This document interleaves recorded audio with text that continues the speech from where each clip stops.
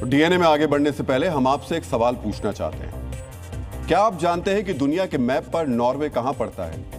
जो लोग इस सवाल का जवाब नहीं भी जानते हैं वो हमारे अगले विश्लेषण के बाद प्रधानमंत्री की नॉर्वे यात्रा के मायने समझ जाएंगे। PM Modi land of midnight sun यानी नॉर्वे पहुंच चुके हैं। पीएम की नॉर्वे यात्रा क्यों खास है? भारत और नॉर्वे के बीच कौन सी डील होने वाली है? इस डील से भारत को क्या फायदा होगा? नॉर्वे में होने वाली इंडिया नॉर्डिक सम्मेलन क्या है? डीएनए मित्रों, आज डायरी और पेन लेकर के आप बैठिए, क्योंकि इस विश्लेषण के जरिए आपका सामान्य ज्ञान वर्धन भी होगा और आपको भारत की बढ़ती वैश्विक शक्ति का भी पता चलेगा। मित्रों, 43 साल बाद जब कोई भारतीय प्रधानमंत्री नॉर्वे पहुंचा तो नॉर्वे के प्रधानमंत्री जोनास गहर स्टोरे खुद उनका स्वागत करने के लिए एयरपोर्ट पहुंचे। नॉर्वे की राजधानी ओस्लो पहुंचने पर पीएम मोदी का भव्य स्वागत किया गया। प्रधानमंत्री मोदी ने नॉर्वे के पीएम जोनास गार स्टोरे के साथ द्विपक्षीय बैठक की। दोनों नेताओं के बीच व्यापार, निवेश, हरित ऊर्जा और वैश्विक मुद्दों समेत कई अहम विषयों पर चर्चा हुई। इस वार्ता के बाद ज्वाइंट स्टेटमेंट में प्रधानमंत्री मोदी ने युद्ध की वजह से पैदा हुई वैश्विक अस्थिरता और इस दौर में भारत और यूरोप के संबंधों को लेकर क्या कहा, आपको ये सुनना चाहिए। आज विश्व एक अस्थिरता और अनिश्चितता के दौर से गुजर रहा है। यूक्रेन हो या वेस्ट एशिया, दुनिया के कई हिस्सों में संघर्ष की स्थिति बनी हुई है। ऐसे में भारत और यूरोप अपने संबंधों के एक नए स्वर्णिम युग में प्रवेश कर रहे हैं। डीएनए मित्रों, प्रधानमंत्री नॉर्वे 2 दिन गुजारने वाले हैं नॉर्वे में, और इन 2 दिनों में भारत और नॉर्वे के बीच कौन कौन सी डील्स होने वाली हैं, आपको ये विस्तार से जानना चाहिए। मित्रों, नॉर्वे के साथ ग्रीन और क्लीन एनर्जी पर बड़ी डील होने वाली है। भारत प्रदूषण कम करना चाहता है, नॉर्वे इस मामले में दुनिया का उस्ताद है। नॉर्वे भारत को विंड एनर्जी, ग्रीन हाइड्रोजन और कार्बन कैप्चर यानी हवा से प्रदूषण को सोखकर जमीन के नीचे छिपाने की तकनीक देने वाला है। इसके अलावा प्रधानमंत्री की इस यात्रा से भारत को बड़ा निवेश भी मिलने वाला है। मित्रों, नॉर्वे के पास दुनिया का सबसे बड़ा सरकारी फंड है। इसे आप नॉर्वे की महातिजोरी भी कह सकते हैं। नॉर्वे इस तिजोरी से 2.5 लाख करोड़ रुपए पहले ही भारत के शेयर बाजार में लगा चुका है। अब पीएम मोदी और नॉर्वे के प्रधानमंत्री के बीच ये डील हो रही है कि इस पैसे का बड़ा हिस्सा भारत के हाईवे, सोलर पार्क और स्टार्टअप्स में सीधे लगाया जाए, जिससे भारत का इंफ्रास्ट्रक्चर मजबूत हो। प्रधानमंत्री मोदी की नॉर्वे यात्रा में हेल्थ केयर और डिजिटल प्लेटफॉर्म्स को लेकर भी डील होने वाली है।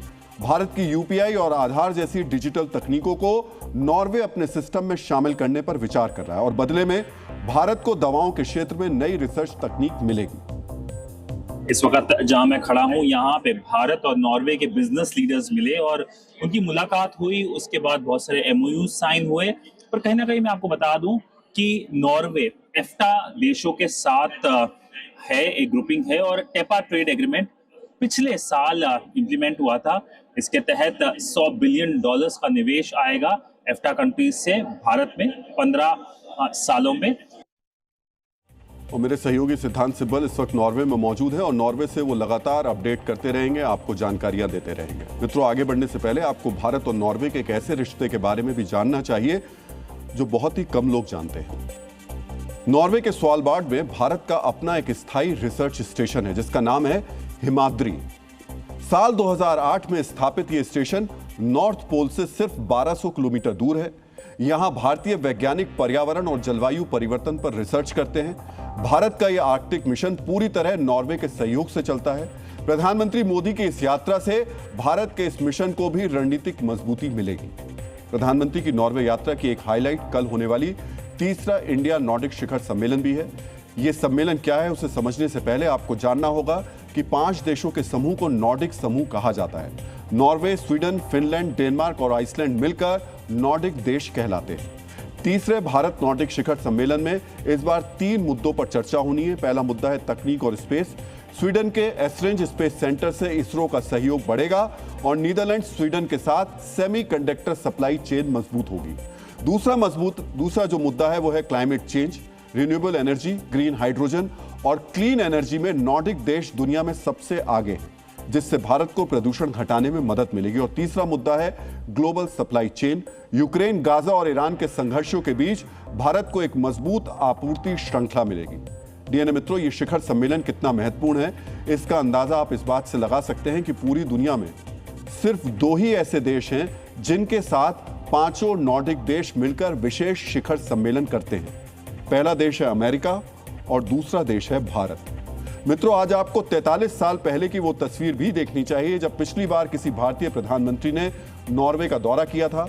मार्च 1983 में नई दिल्ली में नॉन अलाइंड मूवमेंट यानी कि गुट निरपेक्ष आंदोलन का ऐतिहासिक शिखर सम्मेलन हुआ था, जिसमें इंदिरा गांधी को इस वैश्विक समूह का अध्यक्ष चुना गया था। इसी नाते वो नॉर्डिक देशों के दौरे पर थी ताकि शीत युद्ध के उस दौर में दुनिया में शांति, परमाणु निरस्त्रीकरण और अमीर गरीब देशों के बीच आर्थिक संतुलन के लिए समर्थन जुटाया जा सके। लेकिन इसके बाद इस सुदूर देश में किसी भारतीय प्रधानमंत्री ने कदम नहीं रखा।